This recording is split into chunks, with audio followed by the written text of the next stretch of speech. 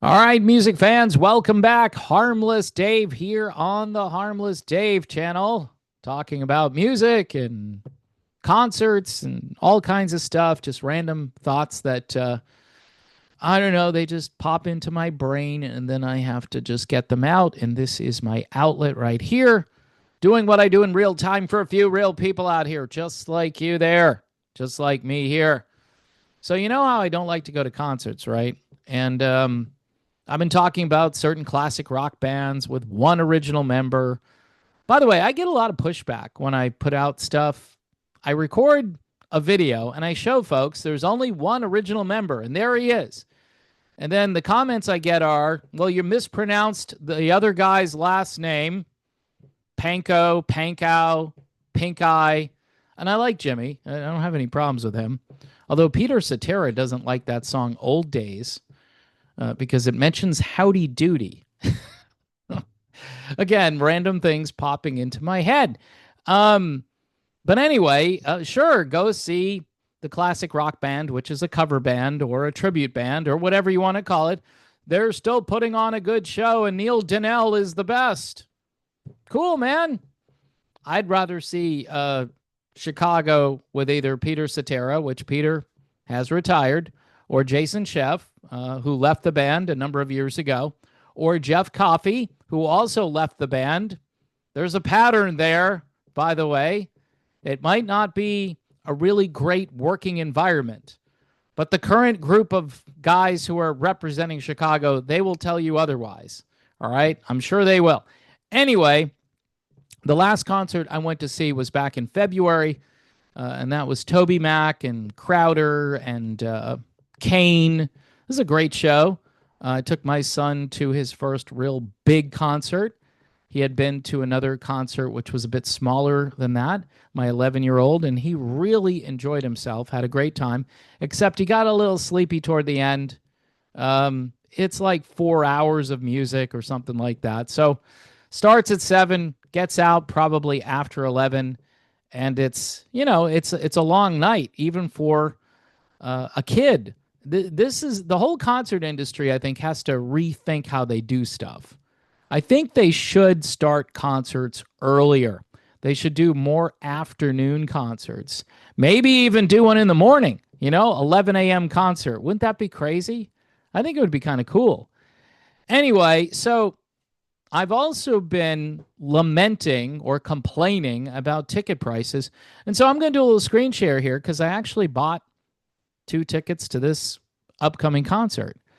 And, I liked Crowder a lot when I saw him, and I wanted more Crowder. So I'm getting Crowder, Passion Music, Louis Giglio, Carrie Job Carnes, and husband Cody Carnes. And these two are really big on Christian radio, and they do some great worship songs that you might hear in your church. Louis Giglio is a pastor, so I'm thinking he's going to do some pastoring stuff. Passion Music, amazing worship band. And of course, I've been hearing how, everything is sold out, and, as far as the content goes, and worship music is just another way to make money. Well, these guys aren't making as much money as other people. All right. $128. It says plus. I'm sure there's some seats if you zoom out here that are probably really expensive. 116, which I'm sorry. Compare this to a secular rock concert. Now, I bought tickets way back here because I'm okay with that. And you're looking at what, 39? But you can go even lower than that. There are a couple of tickets here, $30.15. So I checked out, and I think with the fees and everything a little while ago, my tickets were about $60 for 2 tickets. Now, you can't beat that with a stick, all right? Especially considering the quality entertainment here. Now, you're probably thinking, well, you're kind of far away from the stage. Okay, well, I'm still at the concert. I'm still going to hear all of this great music, and I'm going to be uplifted and encouraged. By the way, this concert is sponsored by the Awakening Foundation. They put on a lot of great shows. And, for under $100 for two tickets these days, and like I said, I got mine for 60 for two. That's really good. And everybody can still sing.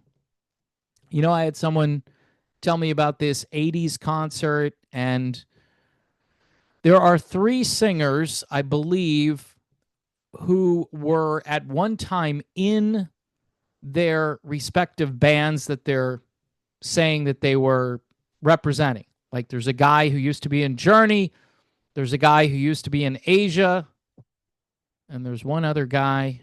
I'm thinking, I forget who it was. But in any event, they weren't the original singers, they were the replacement singers, and they're out there on tour, and they're charging more than this to go see, or maybe the original singer, maybe it was Lou Gramm, I'm not sure. But all three of them are well past their prime and or weren't the original singer. Okay? I keep telling people, go see a tribute band. If you like Journey, go see Escape. Or go see the band Hugo used to be in there, Voyage. I was really disappointed when Hugo left Voyage, but he's out there, I think, doing his own stuff, doing Journey music, and Voyage still sounds pretty good out there with their singer, who is probably more like Arnell meets the new guy who is in Foreigner, Luis. Kind of reminds me of that. But Crowder, I mean, just blows the place up. He is insanely good. And Passion Music, I'm sure, is going to be amazing. A lot of worship music taking place, which, again, I've been told recently that all worship music is just a money-making scheme. All right, so they took my money. All right. I think it will benefit me, though, to go to a concert like this with my wife. It'll be a great night out, and we could stay for the whole show. The kids aren't going to get tired or bored. And it's not until October 3rd. So it's going to be a good show. And I would probably encourage other people to check this concert tour out. There are many tours like this running around the country, sponsored by the Awakening Foundation and other, I would say, reputable organizations that are promoting quality music. And typically they do something like they sponsor kids. They have like World Vision. They might have organizations trying to fight human trafficking. Your life should kind of mean something. I mean, you should do something. You know what I mean? But I get it. Some people just want entertainment, like just raw entertainment.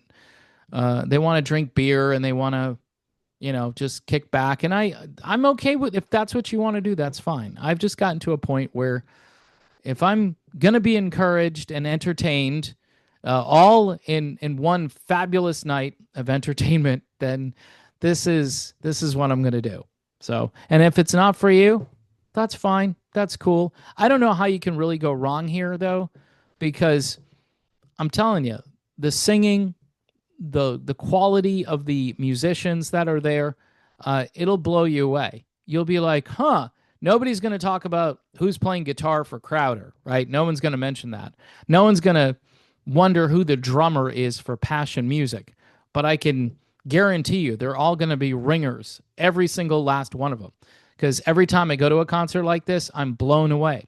I saw Casting Crowns a couple of years ago, and they're just an amazing band, and they're not even really trying that hard. The lead singer, he's more concerned, Mark Hall is his name, he's really more concerned about evangelizing and good theology and the state of the church these days, and the music is almost secondary. And that's kind of how I feel some days. I do this channel, and I'm like, yeah, the music, yeah. Music is cool, it's important, but it's almost secondary. It should be secondary depending on how you view things in the world. Maybe music is your last bastion of sanity, and listening to music makes you happy. That's cool, but there's only one thing that can really top that. Well, it tops everything, and that's a relationship with Jesus. So if the music gets you there, I think that's what music ought to do. It ought to get you to a place of renewal and value, and hopefully a relationship with God. That would be the best. So, in any event, I'm not downing people who want to go to say, like, I know Toto, what's that? Toto, Men at Work, and Christopher Cross are out there. That might be a good show. I don't know. Colin Hay, he's now Men at Work. All right. I don't know if anyone is left in that band other than Colin Hay, but it's cool. I'd probably go see that if someone gave me tickets to go see that and it wasn't 4 hours from where I live.